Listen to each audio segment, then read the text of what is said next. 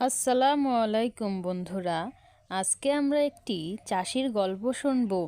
সে কতটা চেষ্টা আর ধৈর্যের সাথে ফসল ফলায় সেই ব্যাপারেই আমরা জানব। আমরা যেই মানুষটিকে হেঁটে যেতে দেখছি তার নামটি ছিল রতন মিয়া। তিনি ছিলেন অনেক পরিশ্রমী।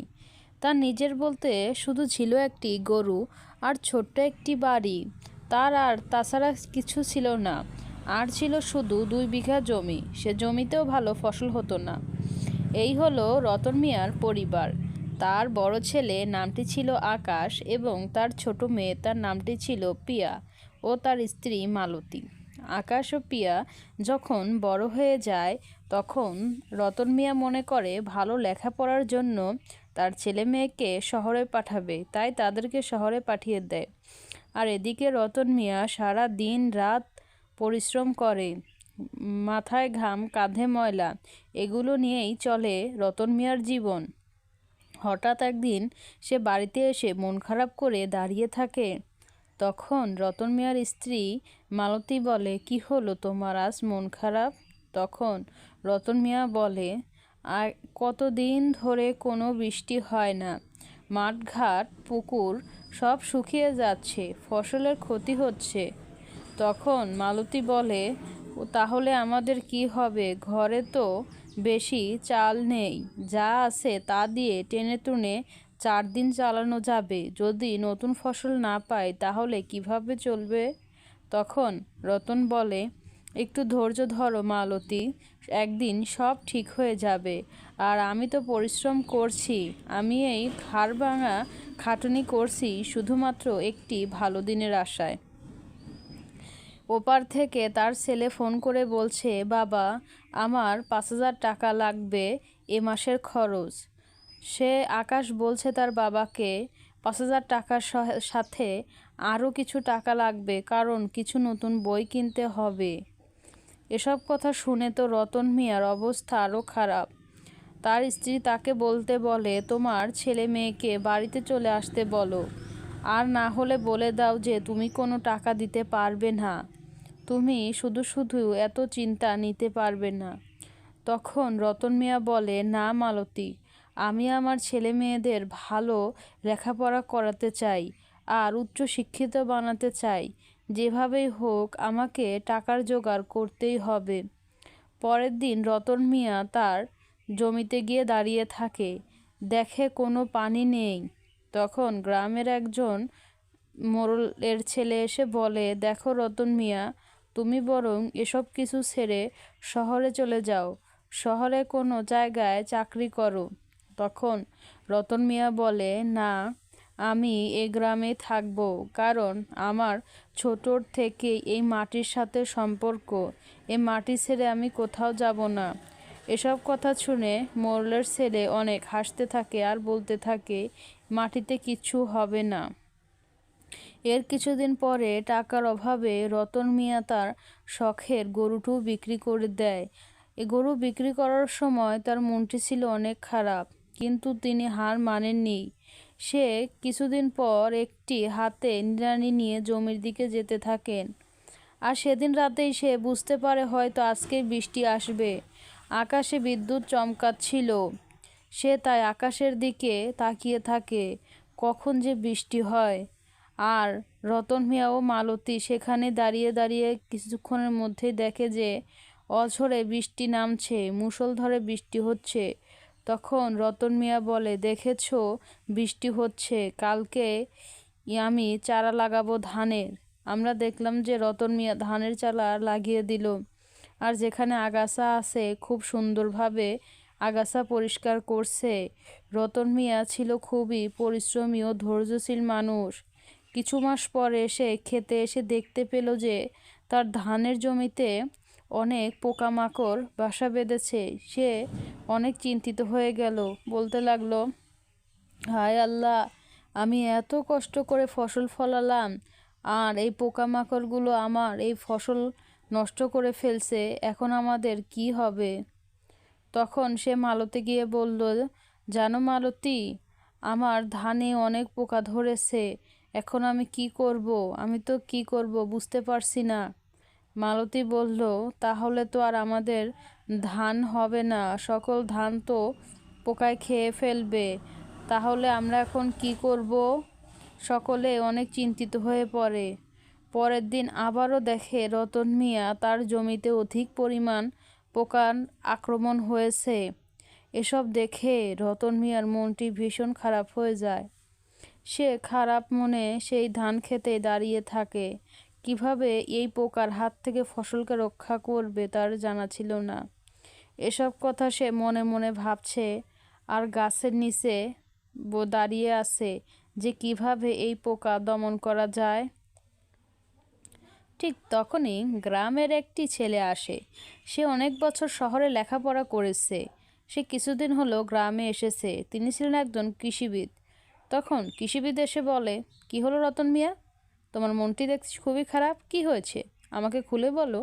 কোনো সমস্যা হলে আমার সাথে শেয়ার করতে পারো, আমি তোমার সমস্যার সমাধান করব।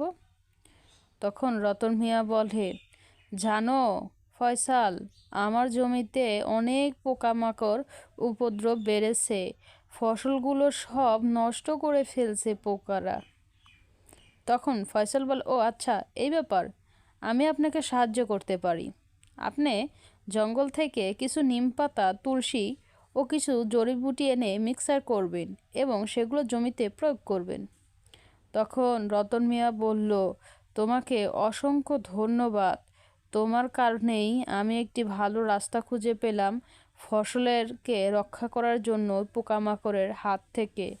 আমরা দেখলাম একটু পরেই চলে গেল রতন মিয়া জঙ্গলে, আর জঙ্গল থেকে সব কিছু একটি ব্যাগের মধ্যে নিয়ে আসলো এবং বাড়িতে গিয়ে সব কিছু গুঁড়ো করে মিক্স করলো এবং মিক্স করার পর সেগুলো জমির মধ্যে চতুর্পাশে সুন্দরভাবে ছিটিয়ে দিতে লাগলো।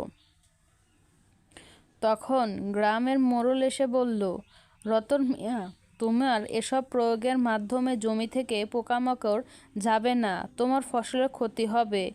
তখন রতন মিয়া বলল যে না, আমি জানি এসব দিলেই আমার জমি থেকে পোকামাকড় চলে যাবে, এগুলো খুব ভালো। তখন মোড়ল বলল, তোমার এসব দিয়ে কিচ্ছু হবে না, তুমি বরং আমার কাছে এই জমিগুলো বিক্রি করো আর শহরে চলে যাও, কোনো কাজ করো।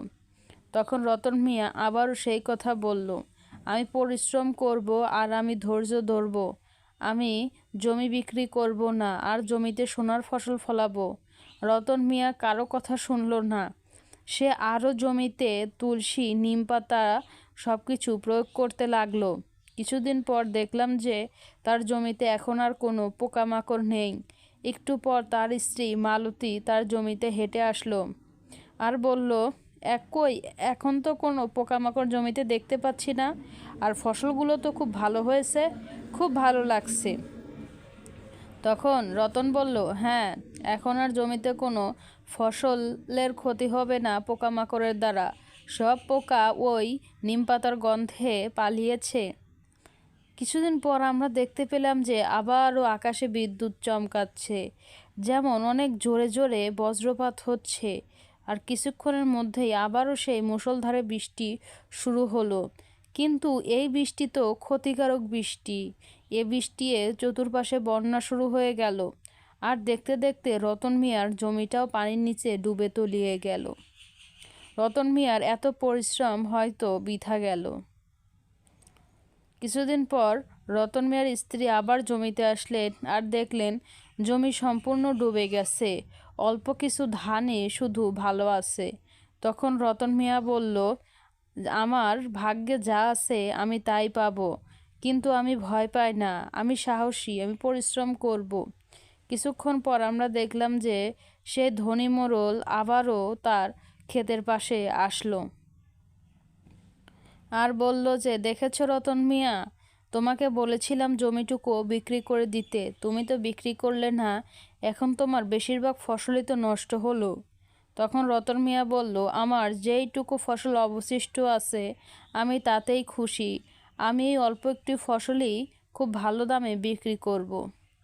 তারপরে অনেক দিন পরে শহর থেকে খবর আসলো। একজন এসে বলল, এবছর চতুর্দিকের সব ধান ডুবে গেছে, আর তাই ফসলের দাম ডবল হয়ে গেছে। এ কথা শুনে যেন রতন মিয়া হাঁপ ছেড়ে বাঁচলেন, এক দীর্ঘ নিঃশ্বাস ফেললেন আর চুপিসারে আকাশের দিকে তাকিয়ে রইলেন, কিচ্ছু বললেন না। তারপরে বাড়িতে এসে বললেন যে, ওহে মালতী, শুনছো তুমি? আমি শুনে আসলাম ফসলের দাম নাকি ডবল হয়েছে, আমার যেটুকু আছে আমি বিক্রি করব। তখন মালতী বললেন, তাহলে তো খুব ভালো খবর, তাহলে তুমি এই ধানগুলো বাজারে বিক্রি করতে নিয়ে যাও।